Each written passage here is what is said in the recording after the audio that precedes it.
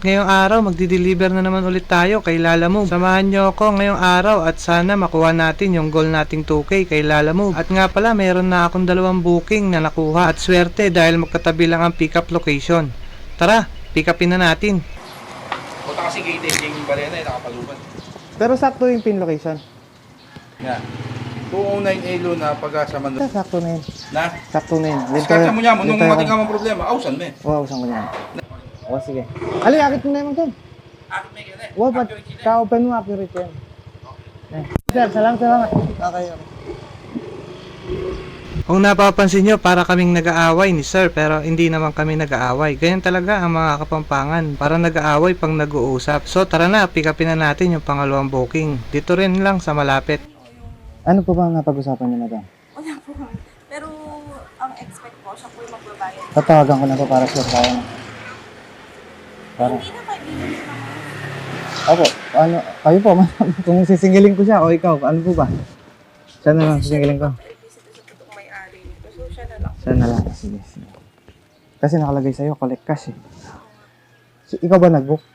Siya po. O baka sa'yo nga sinisingil, madam. Sige po. Wait lang po. Sige. Laptop to? Opo. Parang magaan. Backdrop na yung laptop. Sige. Hindi, I mean yung, ano ko, yung plate number.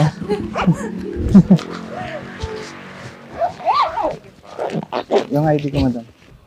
Okay na? Thank you, madam. Thank you po.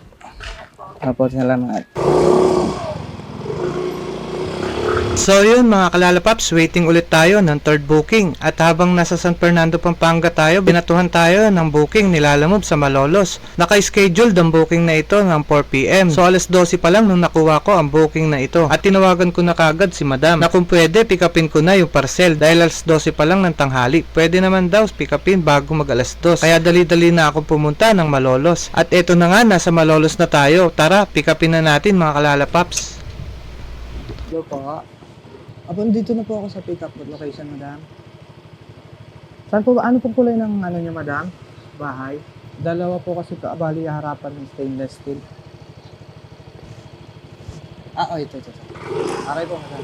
Waiting na nga. Ito po yung sa Santolan. Tapos, Yung number Santolan? ayan kuya. Ayan, Dito po. Santolan Pasig ito. Ito. Yung Santo Tomas. Ito pong black. Oho.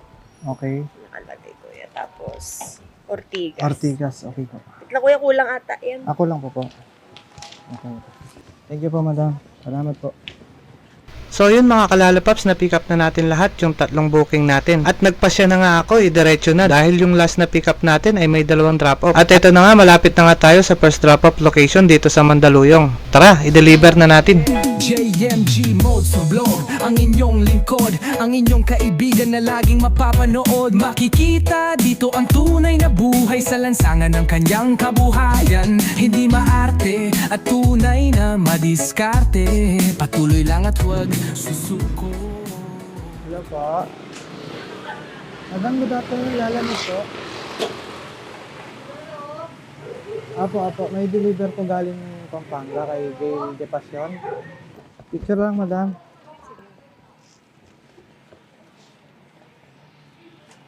So po, madam. Okay, thank you po. So yun mga kalalapaps, na-deliver na natin yung first booking galing Guagua at deliver na ulit tayo papunta sa second, third at fourth booking sa Pasig. Bale 3 drop off ito, sa Pasig lahat ang drop off, yung galing Guagua at Malolos. Nakachamba tayo ng booking dahil magkakalapit lang ang mga drop off. So tara, deliver na natin. Good afternoon. Lalamove po, madam. Bali, saan po banda kayo yung sa inyo, madam? Nandito ako sa 145. Okay po, salamat. Pangalan po, ma'am? Elsa. Po. Picturean ko lang, madam.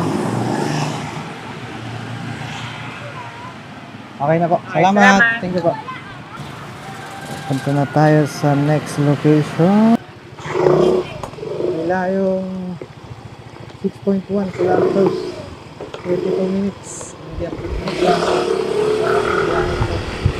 Oras ay 5 o'clock in the afternoon. Alright, let's go.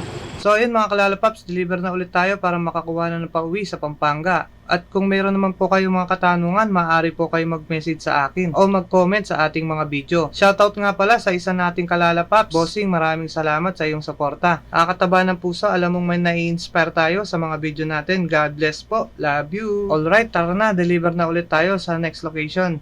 Let's go! Dito na tayo sa Deca House sa Ortega. Waiting pa tayo may customer. Ayun guys, na-deliver na natin yung dalawa dito sa Deca House. At lapit lang yung dalawa sa Building P at Building L. Hindi ko na na-videoan pero ito. Tapos na. 200. 100 lang! 100 lang. Salamat Paps. Yan, tama yan. Yan. Malayo naman ang pinanggalingan mo. Oo, pipinis ko na to. Kanina ka pa. Mabasa ko alas 10. Nakatatlo lang ako sakay papunta dito. Magkalapit lang yung sa Building P at Building L lang yung dalawa. Ang Oo. ano ba Tapos magkadikit din yung pick up dun. Aba, ayos no? Bakit? Nangyari sa akin yan. Oo, di ba? Pick up ko magkadikit. Yung drop ko magkatapat. Oo, di ba? Oo, magkatapat. Pakaswerte nga eh. Oo. Ayun na nga, napasarapang kwentuhan namin ni Paps. Shoutout sa'yo, Paps. Ginabi na nga tayo sa kakahintay ng booking. Dahil hindi tayo makasabay sa mga excellent ng Pasig. Lagi tayong leave the order o LTO. Kumuha na nga lang tayo ng panort na booking. At ito na nga, nakakuha tayo sa Pasig papuntang Malabon. Tara, pick upin na natin. Mary Rose Ardrade po. Okay. Pick up. Sige po, madam. Babayaran niyo na po.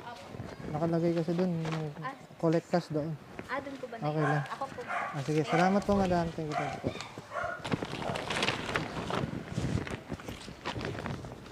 Alright mga kalalapaps, na-pick up na natin yung pang port booking papuntang Malabon. Nakakuha naman ako ng kasabay pa Malabon din dito naman sa Diliman. Tara, pick upin na natin.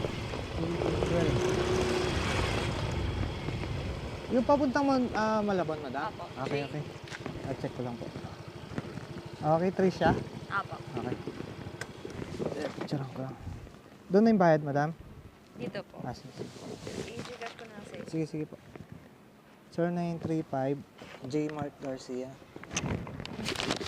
Okay po, salamat madam. So yun mga kalalapaps, habang patungo tayo ng Malabon, biglang lumitaw yung booking pa San Rafael. Doon sa Kulyat, kahit 6 kilometers pa ang layo, kinuha na natin. Dahil chance na natin may dala, pauwi ng Pampanga, Bulacan pala. Sa hirap makaagaw ng booking, pa North, kinuha na natin. So tara, pick upin na natin. Dito na tayo sa pick up location. Tawagan na natin siya. Hello sir. Sir, lalamove sir. May pick up daw papuntang San Rafael, Bulacan. Sir, mga drone daw. Pwede natin buksan sir. Picturean ko lang. Medyo pricey kasi yan sir.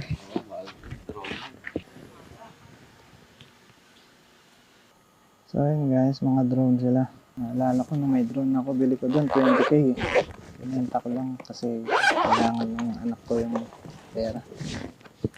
Papagawa din sa meeting. So yun na nga, naging emotional tayo. Naalala ko kasi yung drone ko dati na binenta ko. Kahit gustong gusto ko yung drone, binenta natin para sa anak natin. Totoo naman talaga, pag tatay ka, gagawin mo ang lahat para sa mga anak at asawa mo. Alright, rekta na tayo sa Malabon at para ma-deliver na rin yung San Rafael at makauwi na tayo. Let's go! Ay po si Bianca.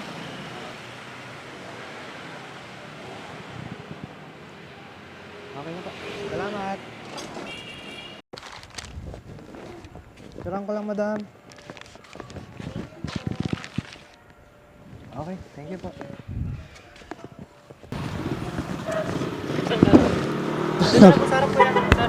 Nandita kasi ako, sarap na lang. Bigla naman ako sa'yo sir. Yes sir.